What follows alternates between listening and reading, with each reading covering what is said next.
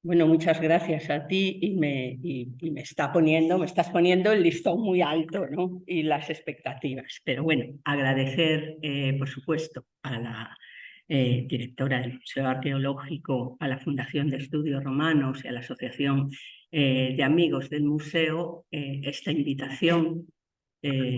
Bueno, que no me ha importado venirme desde Madrid conduciendo, aunque la niebla de aquí es muy rara porque es niebla con sol y yo que soy gallega no estoy acostumbrada a conducir con una niebla brillante.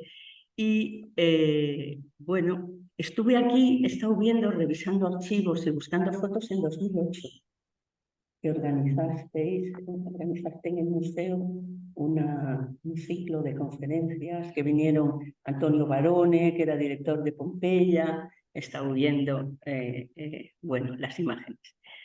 Entonces, ¿qué se puede contar de Pompeya en un rato? ¿Qué se puede contar que no esté dicho y que no le suene a todo el mundo? Porque es uno de los yacimientos con más repercusión mediática y fundamentalmente a partir más o menos de 2017, en que se hizo un gran proyecto de restauración que se llamó el Grande Proyecto Pompei. La presencia de Pompeya en los medios de comunicación es continua, hasta el punto de que es un arma de doble filo, porque por una parte se difunde todo con gran rapidez, llega a cualquier parte del mundo, tienen lo que llaman ahora los periodistas, ¿no?, un feedback impresionante. Las páginas de los periódicos, creo que las noticias en las que aparece la palabra Pompeya se disparan. Eso nos lo contaba hace poco un periodista en una mesa redonda, pero por otra parte obliga a que estén buscando novedades de manera continua y también a exponerla de una manera lo suficientemente atractiva como para que el público, una vez que le dé a clic, se pase, bueno, dedique un rato. Es que si no... Ah, sí, sí, ahora le va. No me has dejado. Dedique un rato más extenso a ver qué es lo que se cuenta. Entonces, el reto era combinar los grandes descubrimientos de la arqueología, que Pompeya lo es, ¿no?, con, bueno, este título de Pompeya, descubrir la vida en Roma, que me lo sugirió aquí la señora directora, la profesora Nogales. Y me pareció que era un título muy bonito, pero ¿cómo se combinan las dos cosas? Pues lo voy a intentar. Ay, no se mueve. El ratón. El ratón no funciona. Ah, vale, vale, perdón,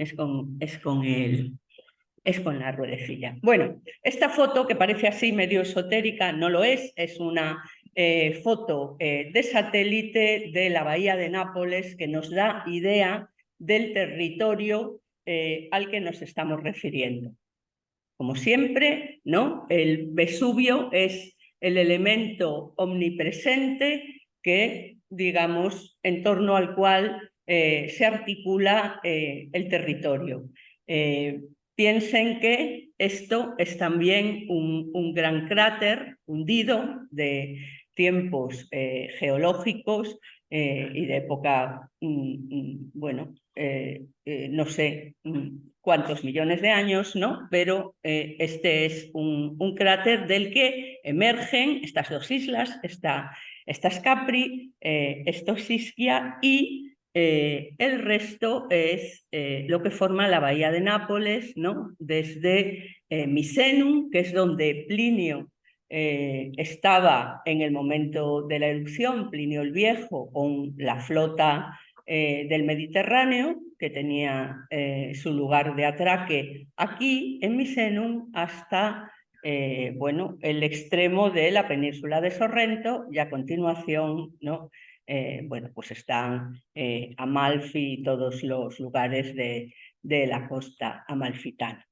Bien, El problema de Pompeya ha sido, desde la antigüedad, esta situación. Pompeya la tenemos aquí, aquí estaría Herculano, Pompeya aquí, un poco más aquí estaría Estavia, pero nos vamos a centrar sobre todo en Pompeya.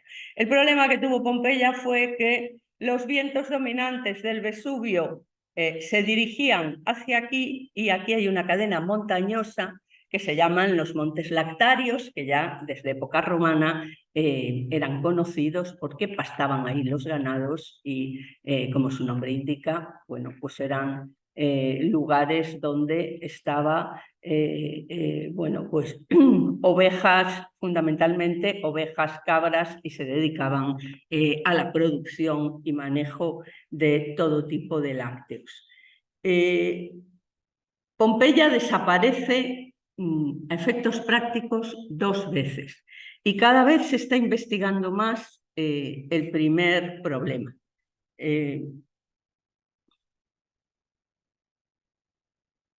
Bueno, me he saltado Carlos III, ahora hablo de él. En el 62 después de Cristo, recuerden que la erupción es en el 79, pues en el 62 hubo un terremoto que afectó de manera considerable a la ciudad, hasta el punto de que se discute si Pompeya en realidad estaría menos poblada que la Pompeya anterior al terremoto, y en la que todos pensamos, ¿no?, viendo los edificios, viendo lo que supone la colonia, que estuviese a pleno rendimiento. Y cada vez la arqueología va demostrando que el terremoto fue lo suficientemente importante como para que en el año 79 todavía se estuviesen reparando numerosas casas. A medida que se va excavando, se van encontrando en muchas dependencias de viviendas material para arreglarlas. Hay pintores trabajando, hay ladrillos, hay montañas de cal. Es una ciudad que está todavía 17 años después rehaciéndose del terremoto del año 62. Y eso lleva aparejado que muchas de las grandes viviendas, que son casas señoriales, estaban deshabitadas. Por ejemplo, la Casa del Fauno, que es realmente un palacio de época helenística, tenía una pintada que ponía se alquila preguntar al esclavo. Y de ahí, de los grandes descubrimientos, me voy un momento hacia atrás, ¿no? Hay que agradecerle, como ha dicho Trini, a Carlos III el haber financiado las excavaciones de Herculano, Pompeya y Estavia durante todo su reinado napolitano, y traspasarle luego la responsabilidad a su hijo Ferdinando, porque cuando Carlos III hereda la corona de España, deja al tercero de sus hijos en Nápoles, que es menor de edad, pero con un consejo de regencia, bueno, se esperará a que cumpla la mayoría de edad. El hijo no compartirá nunca los gustos del padre en materia arqueológica y le interesaron poco, pero Carlos III sobre todo hace un papel más que de arqueólogo, de promotor.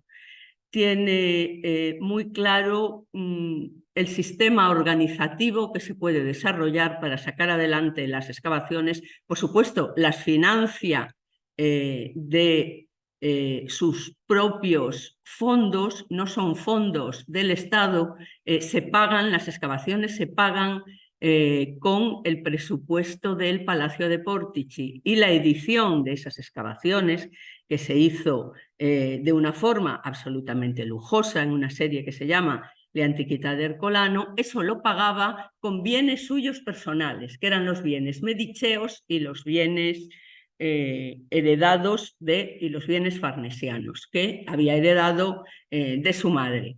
Toma esa decisión para no sobrecargar el erario público napolitano, con lo cual lo paga él, y digamos que las excavaciones de alguna manera son, y el resultado son patrimonio de la corona.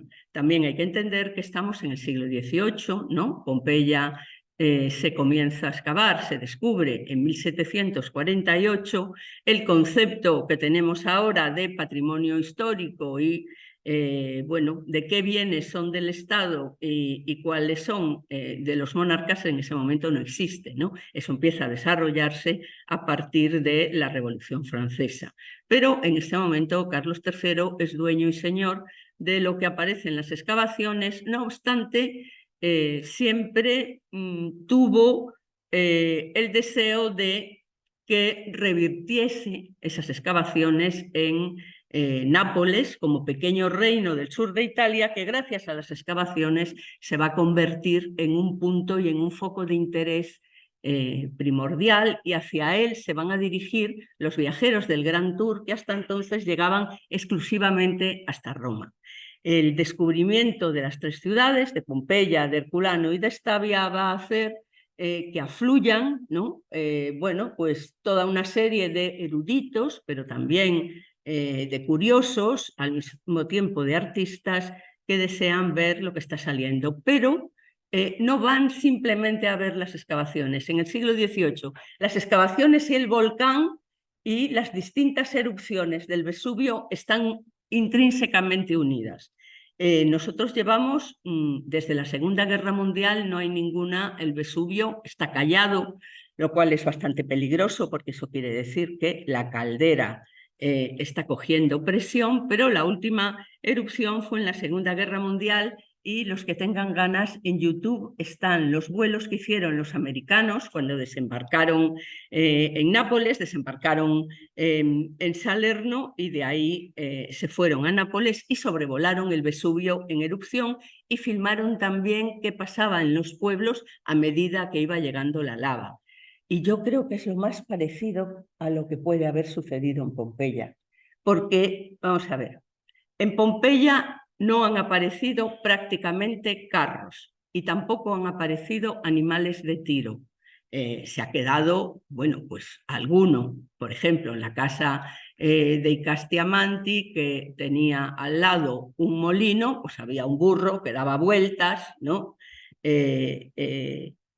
Y ese, pues se ve que el panadero huyó y se olvidó de soltar al burro. Pero en general, animales de tiro, animales de carga, no hay ninguno en Pompeya. Y carros tampoco, ni carros, ni carretillas, ni sistemas de transporte, porque como la erupción duró 2 días y fue incrementándose en intensidad, dio tiempo a que todo el mundo cargase sus pertenencias y se fuese. Bueno, pues eso mismo se ve en el vuelo, en las filmaciones que han hecho los americanos y que están colgadas en YouTube. Se ve a la gente cargando camiones, llevándose todo, pero se llevan, que uno se sorprende, el Vesubio ahí, la lava como a la altura de aquella puerta, y la gente subiendo a los camiones, mesillas de noche, espejos, camas, baterías de cocina. Y yo me imagino Pompeya igual, porque al principio no parecía, en las primeras horas no parece demasiado grave. Piensen que los muertos de la primera parte de la erupción, la mayoría de las muertes se produce por traumatismos cráneoencefálicos. Se están cayendo tejas, se están cayendo cornisas de los edificios. Bueno, pues hay muertos y hay heridos por ese motivo. No es hasta el final, hasta el segundo día, en que las nubes de gas acaban asfixiando a la gente. Bueno, pues en ese momento, y conociendo todos los precedentes que hay, la gente de todas las aldeas de los alrededores del Vesubio está cargando de todo, colchones. Se les ve sacar colchones y dice uno, pero ¿estos a dónde van? Pero también se ve por la calle a una señora corriendo, por ejemplo, con el fanal, con una virgen. Y entonces uno piensa y dice, efectivamente, en Pompeya no se encontraron estatuas de culto. En ninguno, los templos pompeyanos estaban vacíos, no estaba ni el tesoro del templo ni las estatuas de culto. ¿Por qué? Porque la gente en situaciones de crisis, una de las primeras cosas que hace es salvar bueno, a las divinidades a las que presta culto. De tal manera que, bueno, no ha aparecido, no conocemos, ¿no? Cómo eran los dioses de Pompeya, salvo en el templo de Isis, pero el templo de Isis era un templo pequeño, restringido de una comunidad, pero los templos grandes del foro, los templos importantes, como era el templo de Apolo, el templo de la Triada Capitolina o el templo de Venus, cuando los excavaron estaban vacíos. Y ahí viene el lío, uno de los problemas, no sé, que quiero intentar contar, porque teóricamente Carlos III tendría que haber pasado a la historia de Nápoles y a la historia de la arqueología de mejor manera. Y sin embargo, las críticas fueron muy ácidas desde el primer momento.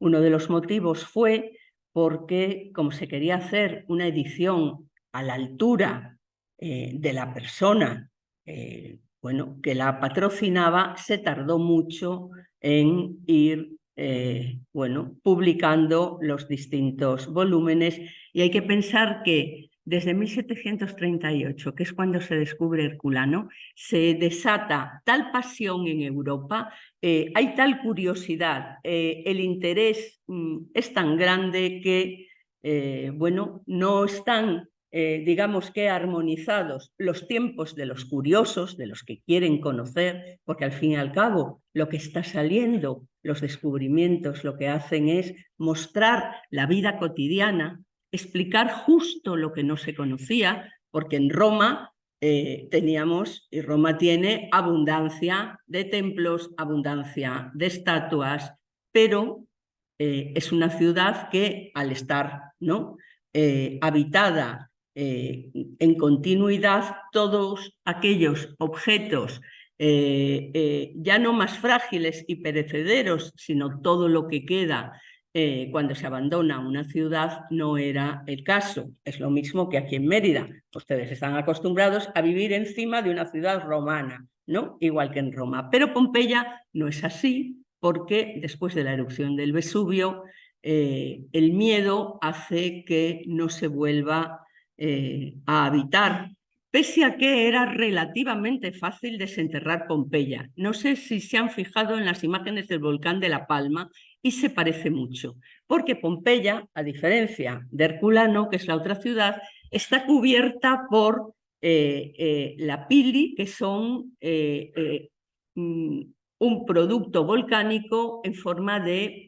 pequeñas piedrecitas que son bastante fáciles de remover y de levantar. Pero bueno, se pensó un momento, Tito decidió dejar los bienes de todos aquellos que hubiesen muerto en la erupción para que se destinasen a recuperar la ciudad. Herculano no era posible porque estaba debajo de 18 metros de lava, pero Pompeya hubiese habido posibilidades, sobre todo porque al pasar el tiempo, ¿no?, todas esas cenizas volcánicas se iban colmatando y la parte alta de las casas emergía. Y eso ha sido siempre a lo largo del tiempo.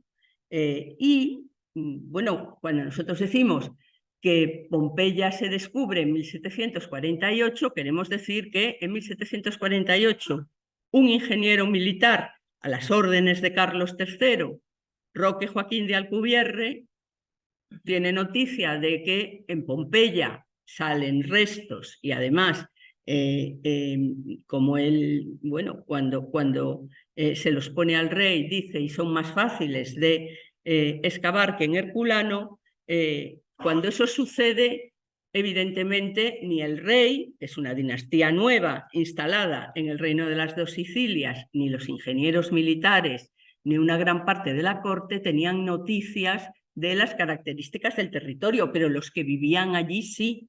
Los que vivían sabían que en cuanto se hacía un agujero para plantar vides o se araba, salía material arqueológico. Lo que pasa que nunca hubo ningún proyecto de explotarlo de manera intensiva, pero los que vivieron en torno al volcán sabían perfectamente que allí había ciudades enterradas. De hecho, a Pompeya le llamaban la Chivita, la ciudad.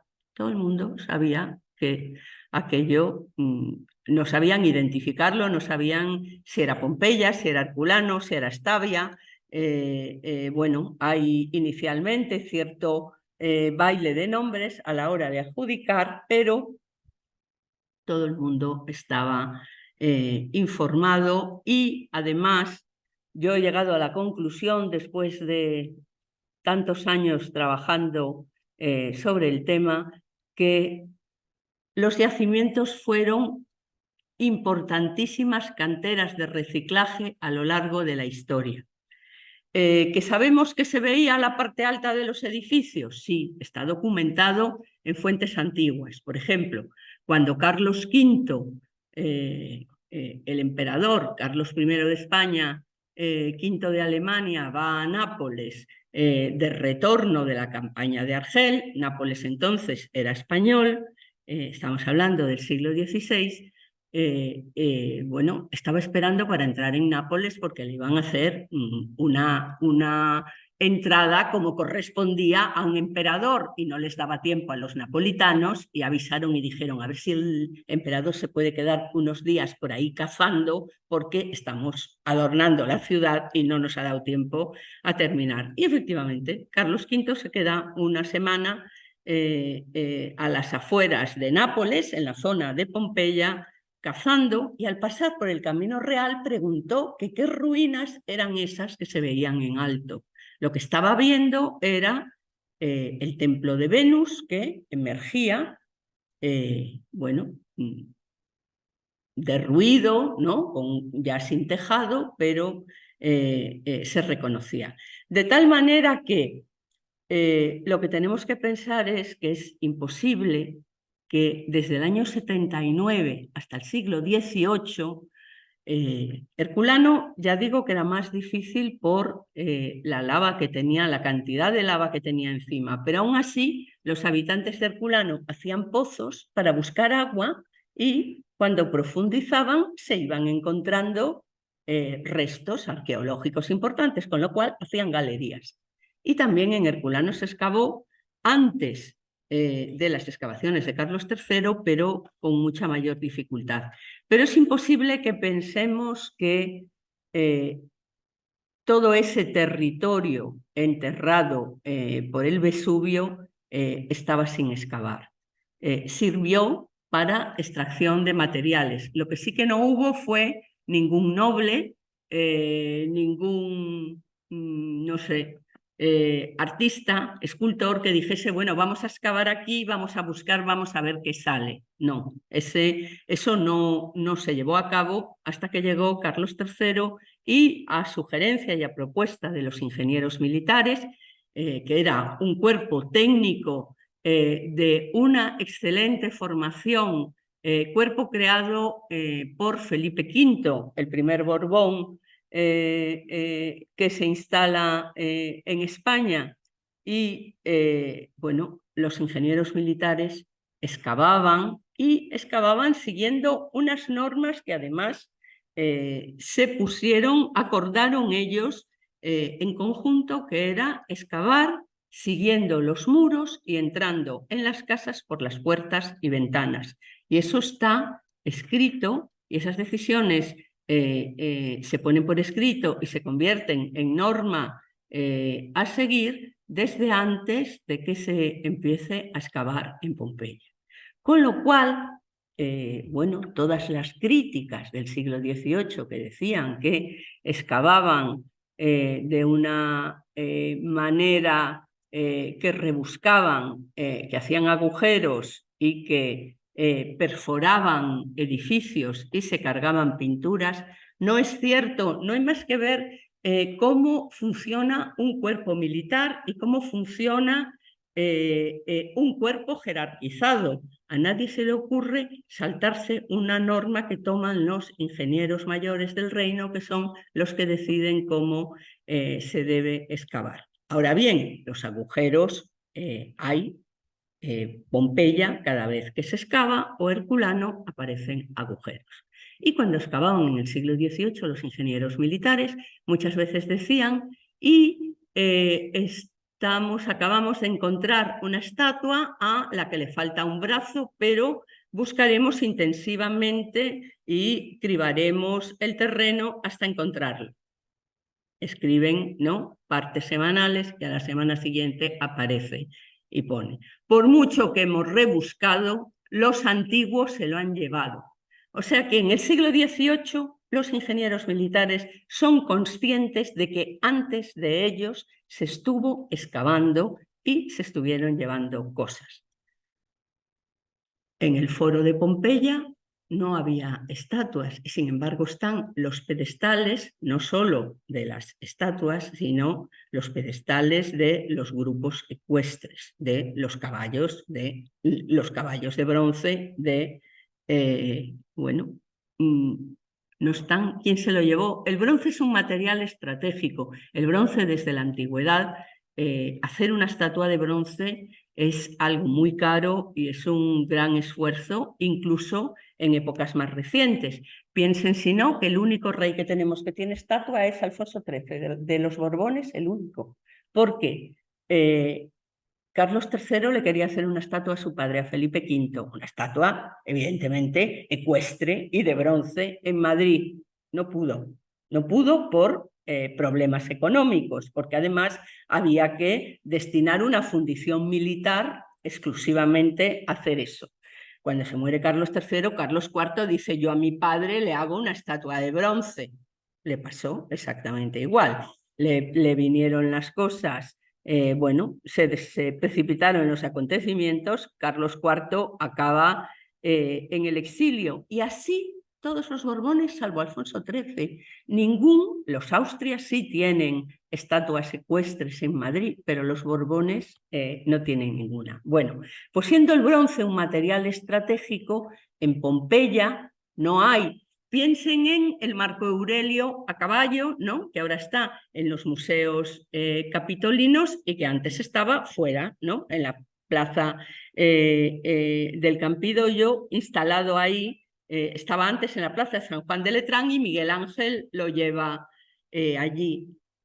Una estatua de esas características en Pompeya tenía que haber. En Pompeya tenía que haber grupos ecuestres, porque los pedestales son para eso. Hay pedestales, ¿no?, alargados en el foro para soportar ese tipo de estatuas.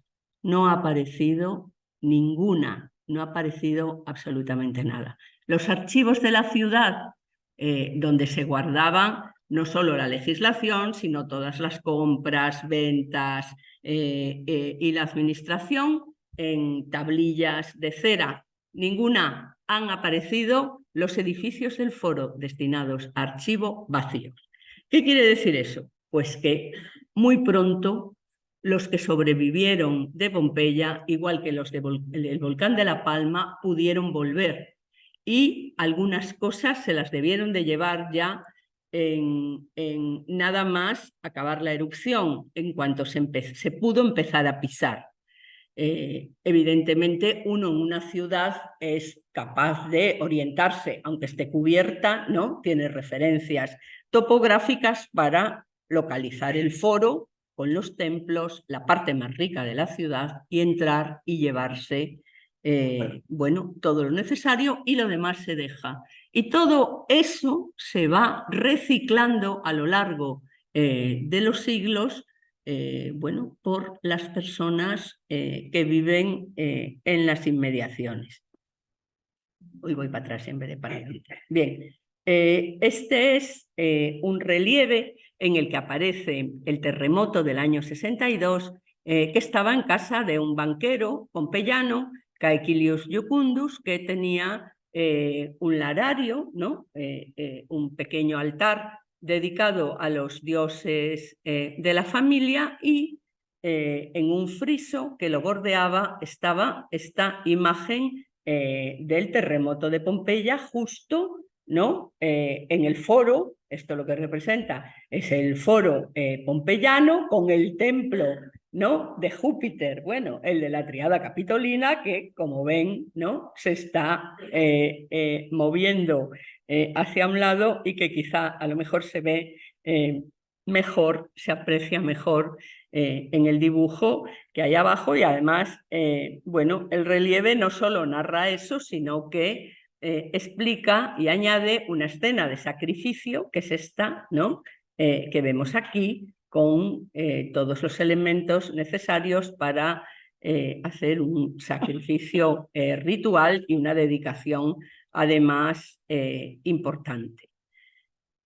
¿Qué les pasa a los pompeyanos? ¿Qué piensan los pompeyanos de sí mismos y qué piensan después de este terremoto que realmente, bueno, sí les conmocionó bastante? Pues no relacionan para nada el movimiento sísmico con el Vesubio. Y esto es una representación del Vesubio que está en una de las casas pompeyanas, que se llama la Casa del Centenario, en el que aparece Baco o Dioniso, según como lo queramos llamar, al lado de un monte maravilloso, fértil, fíjense, ¿no?, que está vestido, ¿no?, con uvas, ¿no?, es un racimo de uvas, porque además el área del Vesubio era especialmente fértil, precisamente por la composición química del material volcánico, y era un lugar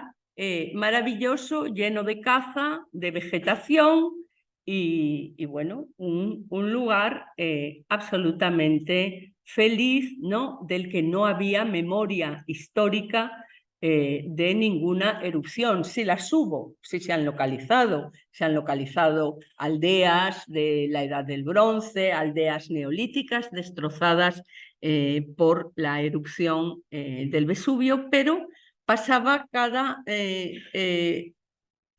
el suficiente tiempo como para que se perdiese la memoria. Además, una erupción de estas características, porque en el siglo XVIII hubo muchísimas erupciones, pero sin embargo eran bueno, erupciones de menor entidad, con un poco de salida de lava, pero a veces llegaba hasta el mar. Arruinaba pues algunas fincas, algunos caseríos, pero sin crear el desastre de la erupción del 79. Hubo una muy fuerte en el siglo XVII, pero con todo no llegó a esta solución. Bueno, un geógrafo, ¿no?, que era Estrabón, pocos años antes de la erupción, estuvo de visita en Pompeya y se dio cuenta que el territorio del Vesubio tenía mucho en común con lo que él había visto en Catania, ¿no?, con el Etna, pero bueno, se suma, ¿no?, a esa impresión idílica, ¿no?, de que las ascuas arrojadas por el fuego del Etna, ¿no?, ha producido una tierra muy favorable para la vid. O sea que estamos, bueno, pues en lugares en los que la naturaleza, ¿no?, se manifiesta de esa manera virulenta, ¿no?, que incluso se interpreta como la entrada al Hades, pero no se sospecha en absoluto de qué es lo que tienen debajo. Y bueno, esas vides que salen también en terreno volcánico, ¿no?, están utilizando ahora en Pompeya, ¿no?, áreas que están sin construir. Este es el anfiteatro de Pompeya, y aquí había una finca rústica que en la antigüedad, al excavar, se ha documentado que había vides, y entonces han montado, bueno, pues están haciendo experimentos, ¿no?, de cómo podía ser el vino antiguo. No sé, ahí parece ser que hay división de opiniones, porque la filoxera, ¿no?, ha arrasado, pero bueno, están haciendo proyectos de recuperación de semillas, y sobre todo intentan dar al paisaje pompeyano la imagen que tenía cuando, bueno, antes del año 79, con lo cual, bueno, pues al lado del anfiteatro, que estaba a su vez a la entrada, en una de las entradas de Pompeya, había terrenos rústicos, a diferencia de otras partes en las que bueno, las zonas más céntricas, las casas son más pequeñas y lógicamente hay especulación y el terreno es para uso urbano y no, bueno, este que es urbano, pero al mismo tiempo agrícola. Por supuesto, ya saben ustedes que los italianos son muy gloriosos y dicen que les está saliendo un vino fantástico. No sé, yo no lo he probado. Pero lo que sí tenemos que tener presente es que la ignorancia del volcán hacía que fuese territorio absolutamente explotado, no poblado con esta intensidad que vemos ahora. Esto es una auténtica barbaridad, ¿no? Esto es el Vesubio desde Nápoles, que tiene una de las densidades de población más altas de Europa y además una constante, bueno, construcción ilegal en la que, dadas las características de Nápoles, es muy difícil conseguir frenarla porque se construyen casas en menos de un mes con trabajadores que se traen de fuera.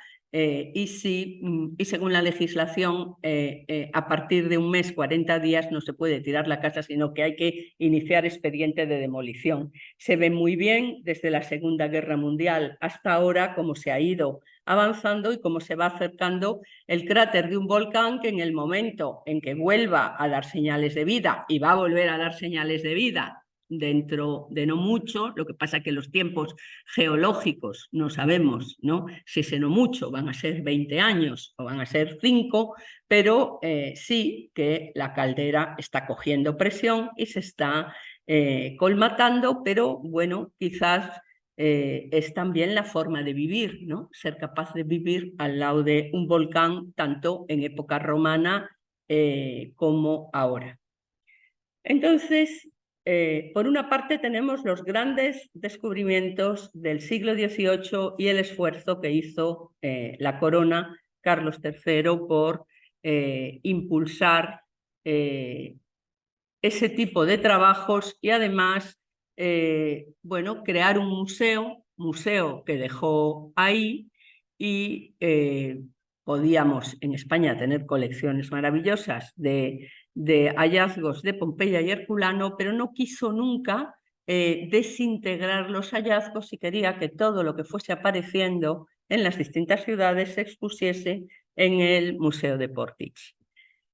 De los descubrimientos del 18 que fueron el gran campanazo en Europa, digamos que el tema cultural quizá más importante de la segunda mitad del siglo XVIII, digo cultural pensando, ¿no?, en temas de arte, anticuariado, bellas artes.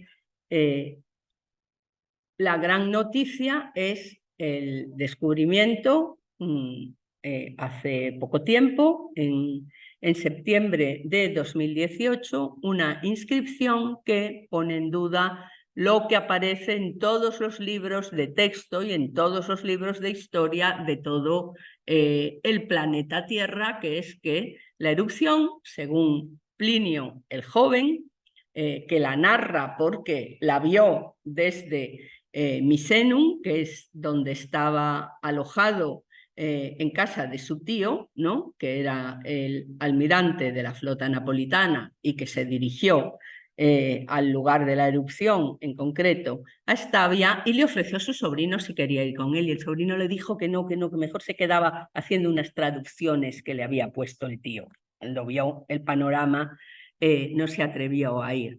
Pues todos los manuscritos que se han ido copiando y han ido rodando de mano en mano, la fecha que más pesa es 24 de agosto. Evidentemente hay copias de manuscritos que no dicen, no señalan el mes, pero sí que fue en el año 79. Bien, 24 de agosto del 79. Llevamos desde, pues eso, el siglo I después de Cristo, con esta fecha anotada para la posteridad. Bien, pues uno de los descubrimientos recientes, ¿no? Los romanos cuentan así, ¿no? El 24 de agosto del 79 para un romano es el 9º día antes de las calendas de septiembre y cuentan los 9 días empezando por el día en el que, ¿no?, se inicia la cuenta. Nosotros, ¿no?, si contamos, empezamos al día siguiente, ¿no? 17, pero ellos no, 24, 25, 26, 27, 28, 29, 30, 31 y 1. Efectivamente, 9 días antes del 1 de septiembre es el 24 de agosto. Con esta noticia nos hemos quedado todos convencidos de que había sido así. Sin embargo, en 2018 ha salido esta inscripción a carboncillo en una pared pompeyana de la Ínsula Quinta, en la que habla del día 16 antes de las calendas de noviembre. Eso, haciendo el cálculo, es el 17 de octubre. Alguien, el 17 de octubre, escribió en esta pared. Pensad que los romanos no tienen, evidentemente, papiro y tienen también pergamino, pero los papiros y los pergaminos son cosas muy caras, son materiales muy caros, con lo cual la gente escribe muchísimo, escribe mucho más que nosotros. Están haciendo pintadas, ¿no? Lo que llamaríamos pintadas, grafitos continuamente. Dentro de las casas particulares, en la calle, en cualquier sitio, los romanos están escribiendo y dejando todo tipo de opiniones, desde políticas hasta económicas, hasta insultos. No comas aquí que este es un ladrón y la comida es malísima. Aparecen cuentas en las paredes de la calle, pero incluso dentro de las casas, que yo eso se lo pregunto siempre a los filólogos. ¿Cómo es posible que uno vaya a una casa y pinte dentro de una casa? Escriba, y sí lo encontramos. La casa que nosotros excavamos estaba llena de inscripciones de todo tipo. Pues bien, alguien escribió en la pared que el día 17 de octubre había comido muy bien, se había pegado un festín. ¿Qué quiere decir esto? Que si la erupción es el 24, no puede ser el 24 de agosto, sino que tiene que ser el 24 de octubre, puesto que la inscripción es anterior. Pero eso ya se sospechaba. Lo que pasa es que la palabra escrita pesa muchísimo. ¿Por qué se sospechaba? Porque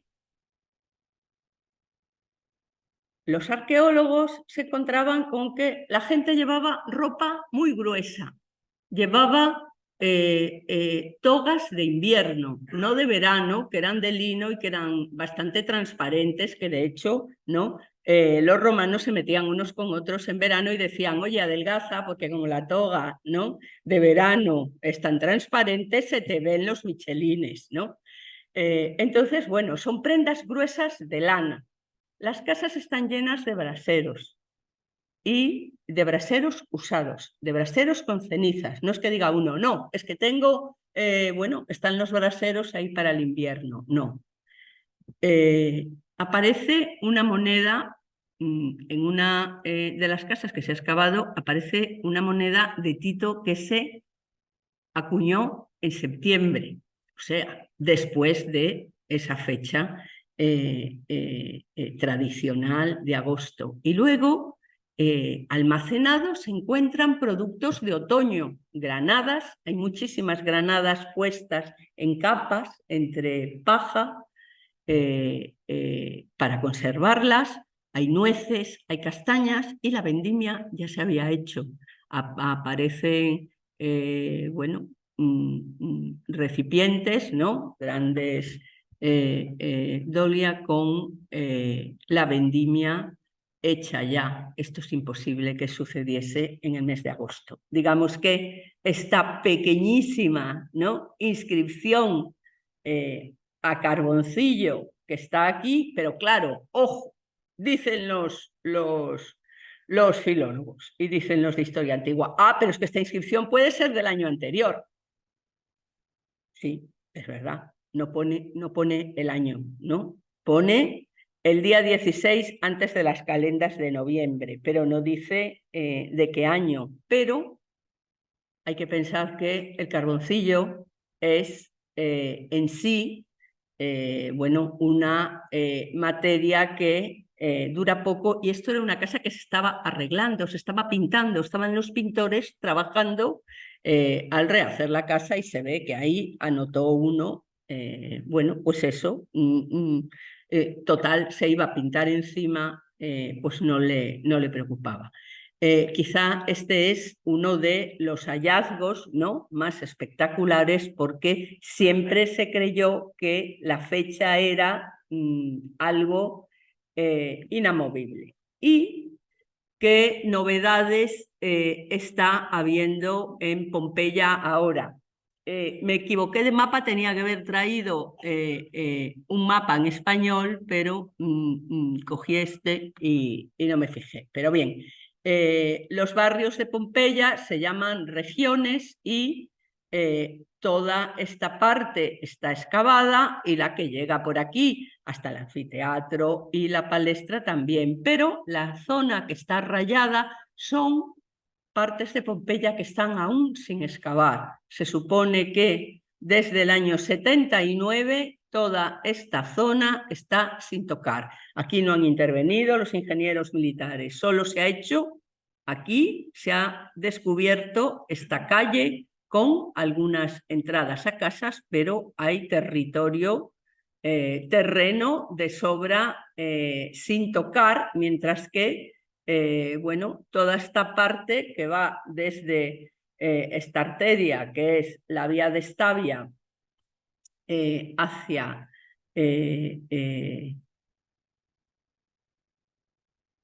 ¿dónde está el norte? Hacia el oeste está excavada. Nosotros excavábamos aquí, dando a la vía de las termas. Ojo, en Pompeya solo el personal y los arqueólogos de la superintendencia de las excavaciones excavan casas desde cero.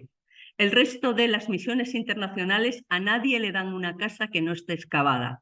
Conceden casas que ya se han excavado. La casa en la que nosotros trabajamos se excavó primero en el 18, en 1760. Los ingenieros militares. Después se excavó a principios del siglo, en los años 30 del siglo XIX. Luego se excavó en 1912 y por último la bombardearon en la Segunda Guerra Mundial, con lo cual se pueden imaginar, ¿no? Bueno, lo que nos tocó, y lo que te dan permiso es para reexcavar, ¿no? Para hacer estudios parciales de una casa, pero no te dejan casas completas, a diferencia de la superintendencia, que sí acomete excavaciones en terreno virgen. Y se han puesto a excavar primero en la región quinta, bueno, entre otros motivos, porque las lluvias torrenciales que sufre Pompeya en invierno, al ser una ciudad excavada y sin techar, lógicamente las lluvias producen unos destrozos considerables. Entonces, el gran proyecto Pompeya era el gran proyecto para, bueno, de alguna manera consolidar lo ya excavado, pero se han animado y teniendo la oportunidad. ¿Cuánto falta? 5 minutos. 5 minutos, Dios mío. Bueno, bien, esta es la Regio Quinta, voy rápido. Esta fotografía sirve para que se vea el tipo de material, ¿no?, y cómo es fácil de excavar. Solo a veces por humedad las pinturas es necesario restaurarlas porque se queda pegado a la pared. Estos son hallazgos recientes. Esto es una taberna con, bueno, su decoración, ¿no?, de cara al público, pero a donde voy es aquí. En teoría, este terreno no lo ha tocado nadie.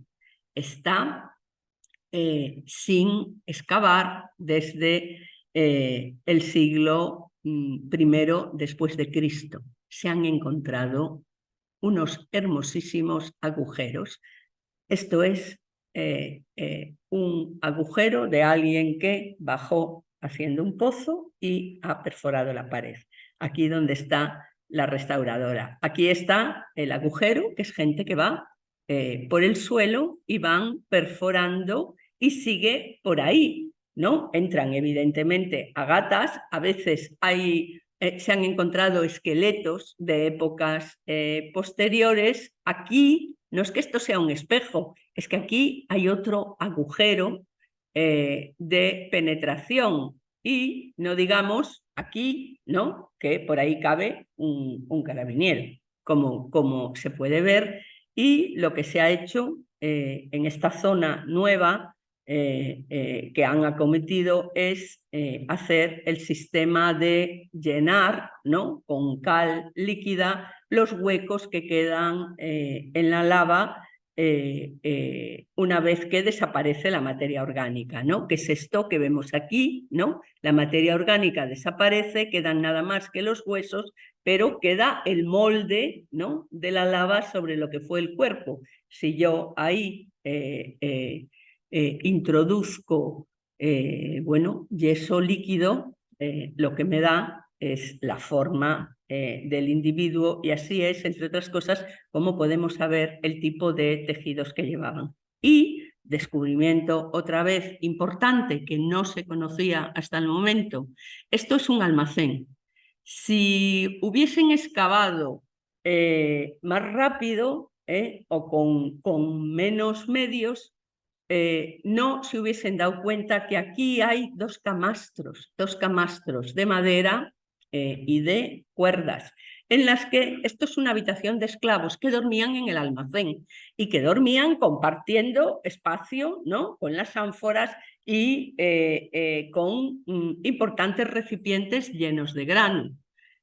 Habitualmente se pregunta a uno, ¿y dónde dormían los esclavos en las casas? Pues dormían en el suelo de los pasillos, dormían en la cocina y dormían también en los almacenes, pero es la primera vez que se ha encontrado bueno, este tipo, ¿no? Se ha podido identificar dónde todo ese grupo, ¿no? Que no tiene, digamos, que mayor poder económico ni representatividad, cómo viven y dónde duermen. Y bueno, me he enrollado. Esto es un carro ceremonial que se ha excavado también recientemente. Es un carro de bodas que tiene estos clípeos con escenas eróticas. Es la primera vez que aparece en el mundo romano un carro de estas características. Se conocen los carros de tiro, los carros de combate, pero no este tipo de carros, y esta es la restauración que se expuso este año en el Museo de las Termas con su restaurador al lado.